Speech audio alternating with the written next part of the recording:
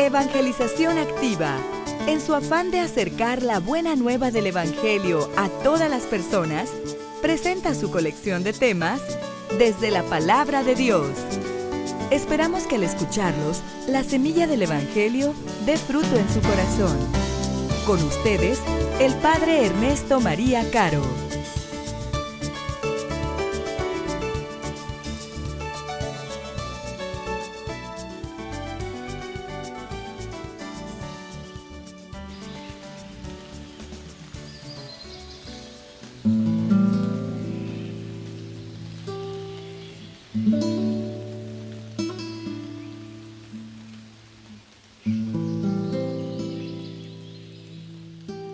En aquel tiempo, Jesús y sus discípulos se dirigieron a los poblados de Cesarea de Filipo. Por el camino les hizo esta pregunta: ¿quién dice la gente que soy yo?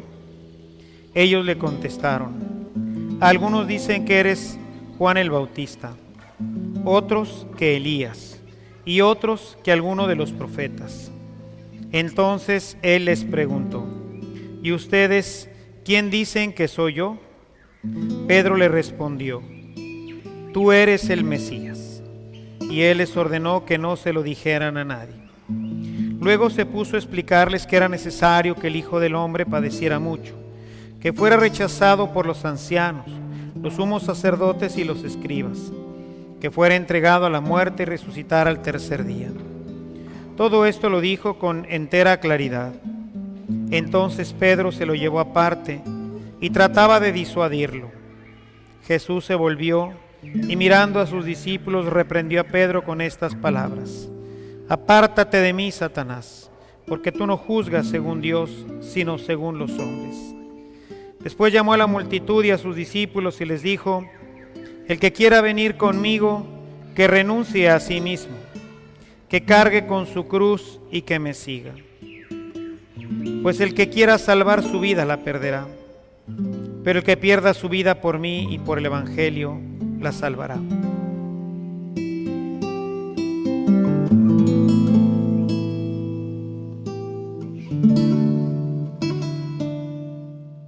La liturgia de hoy, muy concretamente el Evangelio, nos muestra que el camino de la salvación, los caminos de Dios, no siempre van por donde nosotros quisiéramos o nos gustaría que fueran. Que los caminos de Dios y su voluntad, pues muchas veces pasan por situaciones de dificultad, de oscuridad e incluso de muerte. El camino que Jesús trazaba y que queda hoy completamente al descubierto delante de sus discípulos es un camino de sufrimiento, es un camino de cruz. Mis amados hermanos, el mundo de hoy, quizás de una manera más palpable, se presenta contrario a esta propuesta. Sin embargo, podemos ver que no somos solamente nosotros, sino que ya desde el tiempo de Jesús, este rechazo a la cruz, este rechazo al sufrimiento, pues es un obstáculo o puede convertirse en un obstáculo para que se realice la voluntad del Señor. Por eso San Pablo, en su carta a los Romanos, en el capítulo 12, nos presenta esta propuesta para que nosotros no nos adecuemos a los criterios de este mundo. Dice en el capítulo 12, en el verso 2, no vivan ya según los criterios del tiempo presente, al contrario, cambien su manera de pensar para que así cambie su manera de vivir y lleguen a conocer la voluntad de Dios, es decir, lo que es bueno, lo que le es grato, lo que es perfecto. La voluntad de Dios, mis amados hermanos, siempre es, como dice este texto, es algo bueno, es algo que le agrada y es algo que es perfecto. Sin embargo, los criterios de este mundo no piensan esto.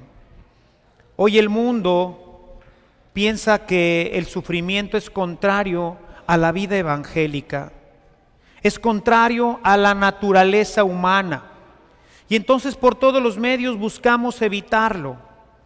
Y muchas veces con ello empezamos a desviar nuestra vida y nuestro corazón por caminos de oscuridad. Hoy lo hemos comentado ya en algunas otras ocasiones. El mundo piensa que lo bueno es pues tener una buena casa. Eso es lo que le da la felicidad al hombre. O tener un buen automóvil. O poder viajar. O los muchachos que piensan que pues lo que trae la felicidad y la buena onda pues es el pasársela en las discos, el agarrar la jarra con frecuencia. Todas estas cosas, lejos de ayudarnos, muchas veces pueden ser causa de condenación, pueden ser un instrumento a través del cual nosotros nos vayamos alejando de la verdadera vida. Los criterios de Dios, mis amados hermanos, no siguen nuestros patrones humanos. Pedro, en el Evangelio que hemos escuchado hoy, es precisamente el ejemplo más palpable. Pedro, que todavía no ha tenido la experiencia del Espíritu, que todavía no ha dejado que su corazón se moldee según el corazón de Cristo, ante la propuesta de Jesús de que tiene que ir a Jerusalén y ahí morir y ser insultado y entregado a las autoridades, Pedro dice: no, Señor. Y dice el texto sagrado que escuchamos hoy en San Marcos, buscaba disuadirlo. Y esto, mis amados hermanos, no es sino una acción diabólica, porque el demonio lo único que quiere es impedir la salvación, quiere impedir la verdadera realización del ser humano. Y así lo encontramos obrando desde el principio, siempre oponiéndose a la voluntad de Dios, siempre queriendo proponer al hombre un camino equivocado. ¿No es cierto? Les decía Adán y Eva, Dios es egoísta, mejor hagan su propio proyecto, porque eso que Dios les propone no les va a traer felicidad. Mejor coman ustedes del fruto y van a ver que a la hora que coman se les van a abrir los ojos. Hoy nos damos cuenta del terrible error. Hoy vemos cómo todo esto solamente ha traído dolor y consecuencias negativas a nuestra propia vida. Por eso Jesús tiene que reprender fuertemente a Pedro. Desafortunadamente es tan fuerte la reprensión que luego se ha hecho una incorrecta traducción en nuestras Biblias. El texto que hoy hemos leído está en el capítulo 8 del Evangelio de Marcos, y quisiera que se situaran en el versículo 33 y que pusieran por ahí una nota al respecto, porque este texto es usado frecuentemente por los hermanos separados para decir que el mismo Jesús le dice a Pedro que es un Satanás, y esto con el fin de desacreditar el papado, con el fin de decir que el Papa pues no tiene nada que decirnos, que incluso si él es el representante de Pedro, pues imagínense, Pedro resulta que es un Satanás, pues nuestro Papa también debe de serlo. Y esto pues es un error gravísimo de traducción que se encuentra en la mayoría de los textos bíblicos. El versículo 33, para que pongan por ahí un asterisco y luego le pongan alguna nota por arriba. El texto en griego traducido al latín, que es una traducción perfecta y literal del griego, dice: vade retro Satana. Vade retro Satana. La traducción directa al castellano sería: vete atrás, Satanás. Es decir, ponte detrás de mí, Pedro, no delante.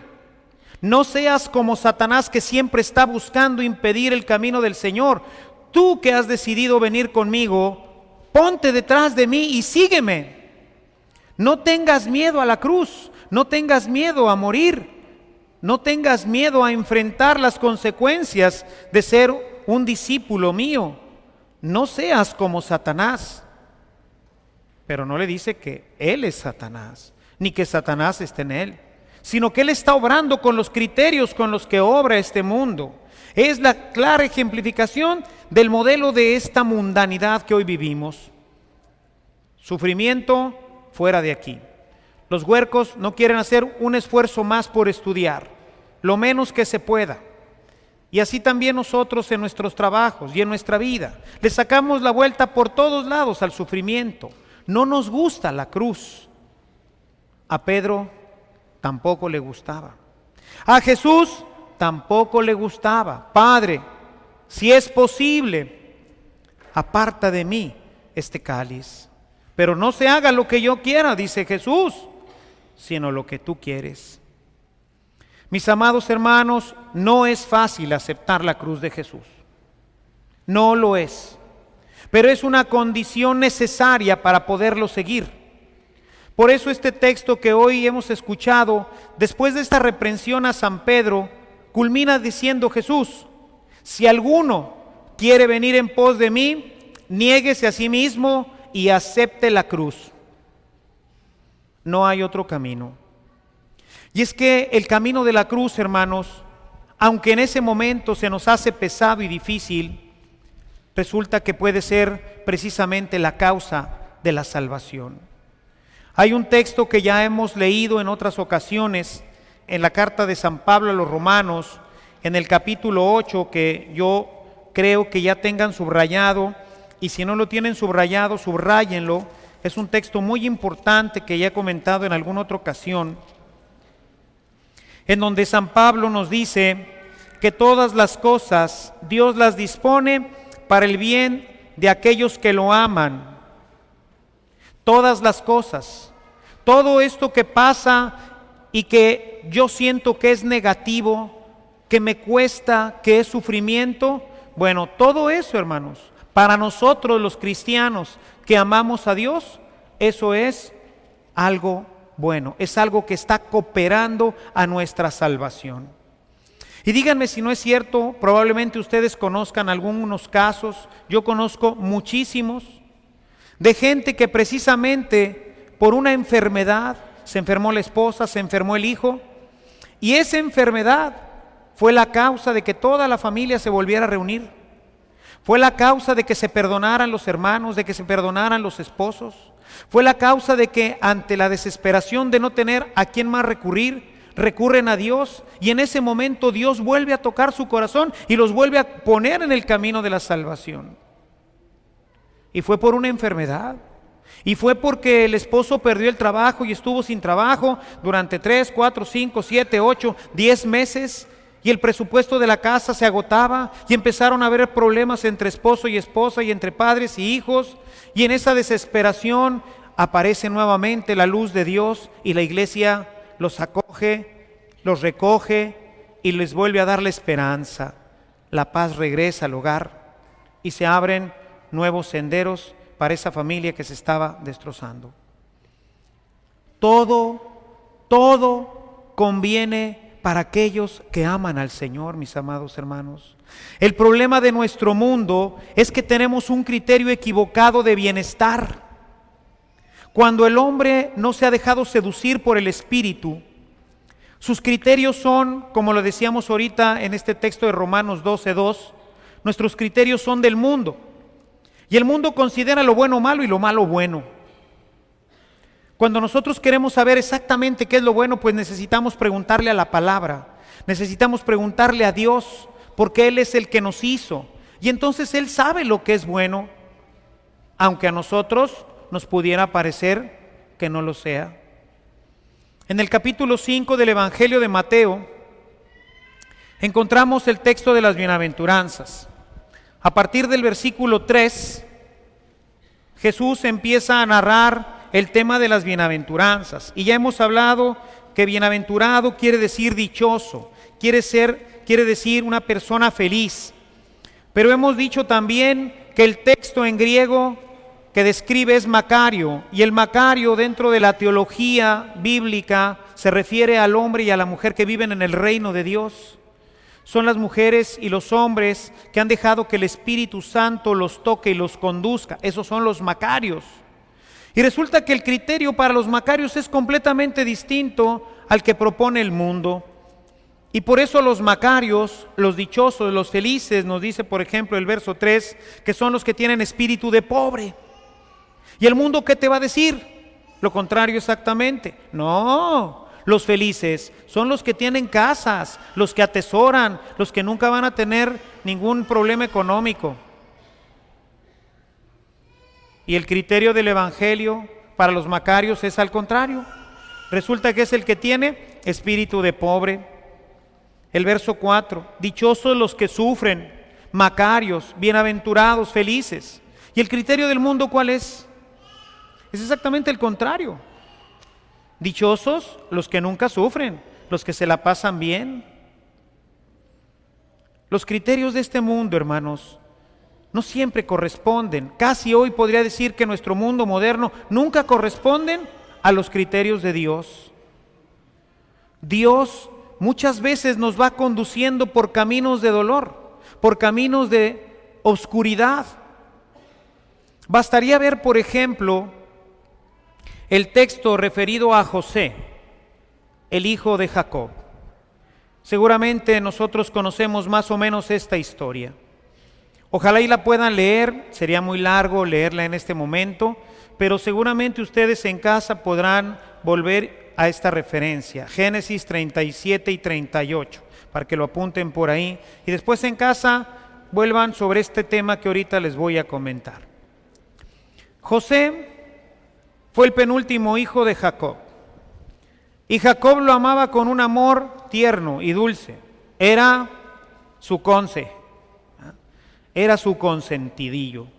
Y claro que los demás hermanos, los otros 10, porque fueron 12 y él fue el 11º, los otros 10 estaban celosísimos de él. Tanto era su celo que habían decidido matarlo. Imagínense hasta dónde puede llegar el celo. Total que un día Jacob manda a José a que encuentre a sus hermanos y cuando lo ven venir dice, este es el de los sueños, vamos a matarlo a ver si es cierto lo de sus sueños. Y así que lo agarran, le echan mano y lo avientan a un pozo para que se muera ahí en medio del desierto. Pero uno de los hermanos dice, no hombre, ¿para qué lo matamos? Es nuestra sangre. Mejor, ¿saben qué? Vamos a venderlo. Y dice que en ese momento iba pasando una caravana de ismaelitas y se lo vendieron. Así que el José, sin deberla ni temerla, porque no les había hecho nada a los hermanos, simplemente pues era el consentido del papá y luego pues yo qué puedo hacer. Resulta que ahora termina en las manos de los ismaelitas y lo llevan a Egipto. Y José termina en la casa de Potifar. Potifar era un hombre rico, un alto funcionario del faraón. Y llega ahora como esclavo, llega como un hombre que ha sido vendido. Y bueno, pues se pone a trabajar en la casa de Potifar. Y tiene la mala fortuna de que la esposa de Potifar es una mujer de cascos ligeritos, ¿verdad? Y le tira la onda al José. Como dice así, dice la raza hoy, ¿verdad? Le está tirando la onda. Bueno, pues la esposa de este hombre Potifar le tira la onda al José y le dice, acuéstate conmigo. Pero José es un hombre honesto. José es un hombre que respeta a Dios. Es un hombre que respeta a su patrón, que le ha dado casa, que lo ha puesto al servicio de sus bienes. Y entonces dice, no lo voy a hacer, no me voy a acostar contigo. Y la mujer le insiste, y José se mantiene firme, busca cumplir la voluntad de Dios. Y entonces la mujer se enoja, se siente despechada, y entonces le inventa una calumnia y va y le dice a su marido, el que está tirando la onda es José, me está tirando la onda y quiere conmigo. Y claro que Potifar pues se enoja, ¿no? ¿Quién no? Se enoja bastante y entonces agarra al pobre de José sin deberla ni temerla otra vez. Ahora por ser un hombre honesto, lo agarran y lo meten a la cárcel. Y se va a pasar en la cárcel unos 2 o 3 años sin haber hecho nada. Pero resulta que en la cárcel conoce al copero del faraón. Y estando en la cárcel, Resulta que el copero del faraón tiene un sueño y se lo cuenta a José, y José se lo interpreta, y exactamente como José se lo interpreta, así sale. Total que después de 2 años o más de estar allí en prisión, el faraón tiene aquel sueño que ustedes ya conocen, de las 7 vacas flacas y las 7 vacas gordas, y las espigas y todo esto. Y entonces el faraón no sabe qué significa este sueño, porque lo sueña por 3 veces con cosas diferentes, pero siempre lo mismo. Y entonces va y busca a todos los sabios del reino y no sabe quién le puede interpretar. Y entonces el copero le dice, ¿sabe qué? Cuando usted me metió a la cárcel, pues yo ahí conocí a un hombre hebreo que yo le conté mi sueño, él me lo interpretó y exactamente lo que dijo, eso pasó. Así que el faraón manda a traer a José, lo saca de la cárcel, José le interpreta el sueño, el faraón queda tan agradecido que entonces lo nombra el número 2 en el reino. Le dice, arriba de ti solamente yo estaré, tú vas a gobernar completamente todo Egipto. Y así es como años más adelante llega a su familia, porque se viene el hambre, se están muriendo de hambre los hijos de Jacob. Y entonces vienen a Egipto porque ahí hay abundancia de bienes. Así que vienen a buscar comida y se encuentran con José. Y después de una serie de eventos y de encuentros que tiene José con sus hermanos, finalmente José lleva a vivir a toda su familia a Egipto. Le da las mejores tierras y ahí el pueblo se establece y crece y estarán en Egipto 800 años para crecer y fortalecerse y hacerse un pueblo al resguardo del dominio de Egipto. Mis amados hermanos, José es el ejemplo de que las calamidades tienen un propósito, de que verdaderamente todo coopera para el bien de los que aman al Señor, porque a primera vista, pues cuando lo avientan al pozo, ¿eso era bueno? No, eso era bien malo, malvados de los hermanos. Pero si no lo avientan al pozo, entonces otro de los hermanos no lo salve y le dice, vendámoslo. ¿Era bueno que lo vendieran? No, hombre, lo están vendiendo como un esclavo. Un hombre libre ahora resulta esclavo. ¿Era algo bueno? No. Sin embargo, si no va a Egipto, no conoce a Putifar. Y si no conoce a Putifar, pues no hubiera conocido a su esposa. Y si su esposa no hubiera sido una mujer terrible como era, pues no lo hubiera calumniado. Y si no lo calumnia, no va a dar al calabozo. Y si no va a dar al calabozo, no conoce al copero. Y si no conoce al copero, no puede luego interpretarle los sueños al faraón. Y si no le interpreta los sueños al faraón, no llega a ser el segundo del reino. Y si no llega a ser el segundo del reino, no se puede salvar su familia. Imagínense todos los males, toda la cruz que tuvo que vivir este pobre infeliz del José, para que finalmente toda esta situación de maldad, toda esta situación de mentiras, toda esta situación de engaños, finalmente ¿en qué reditúa? En un bien para él y para toda su familia.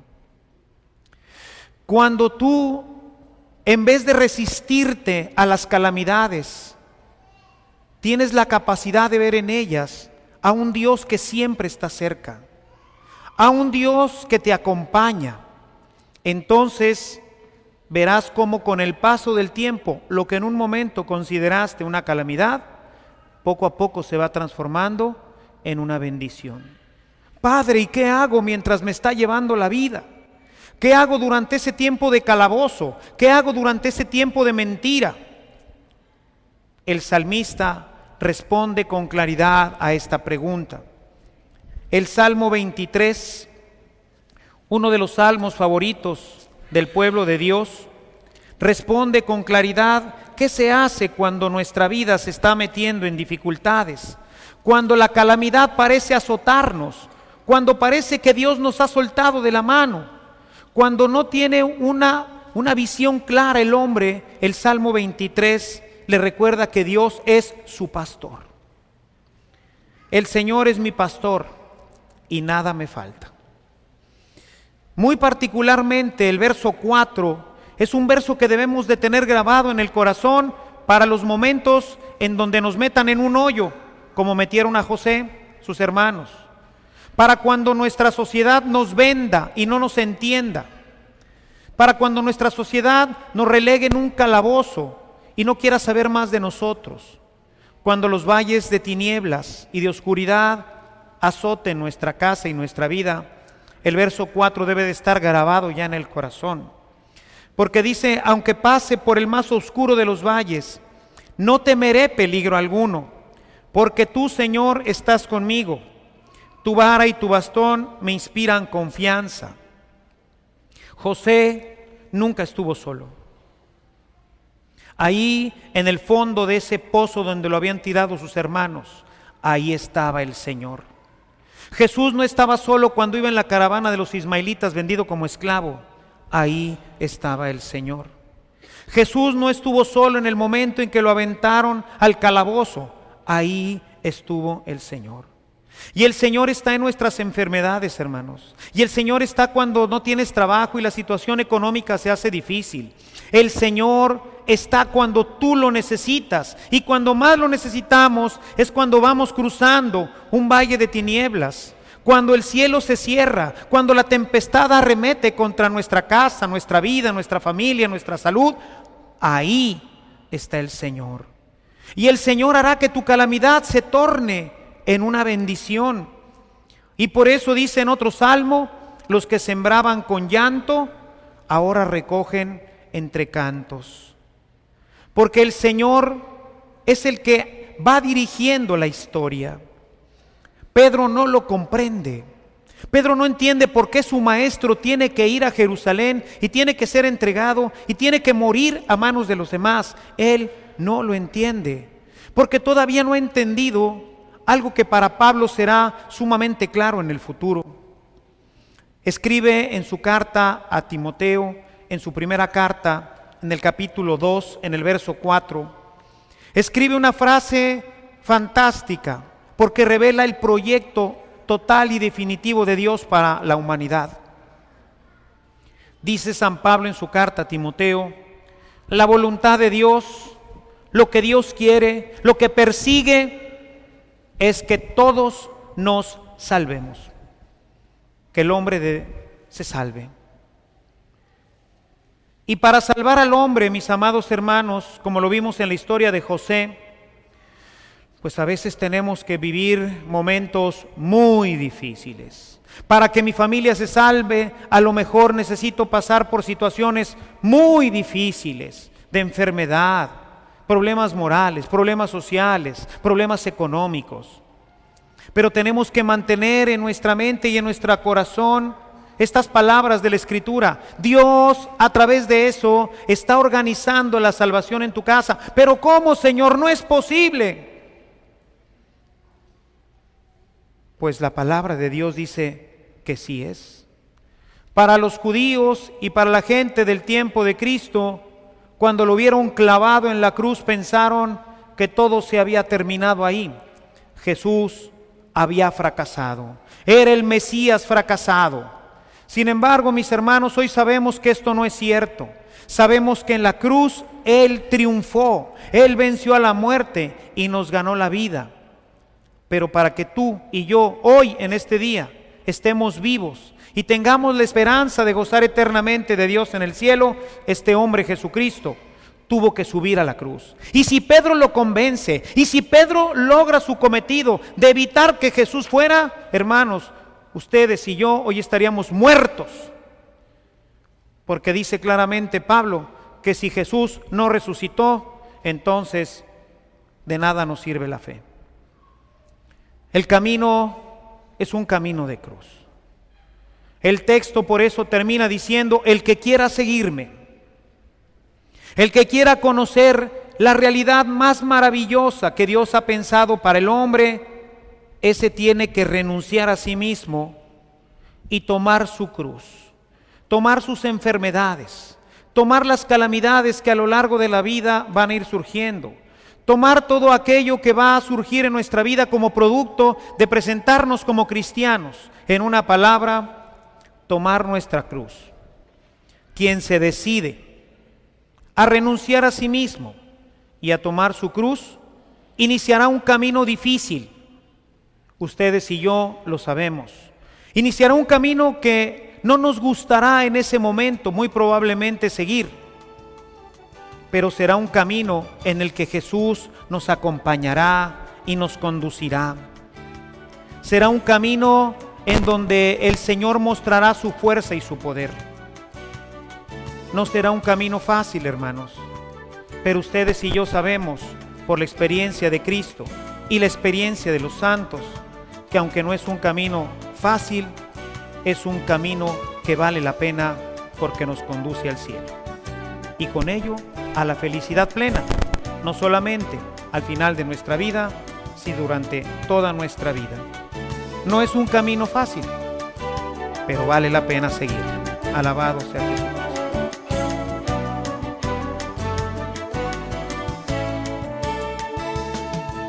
Si esta reflexión ha sido de utilidad para su vida espiritual, le invitamos a visitar nuestra página en internet www.evangelizacion.org.mx, en donde encontrará otros temas que seguramente continuarán produciendo fruto en usted. Que la paz de Jesucristo permanezca en usted y toda su familia, y que la ternura de María abrace su corazón.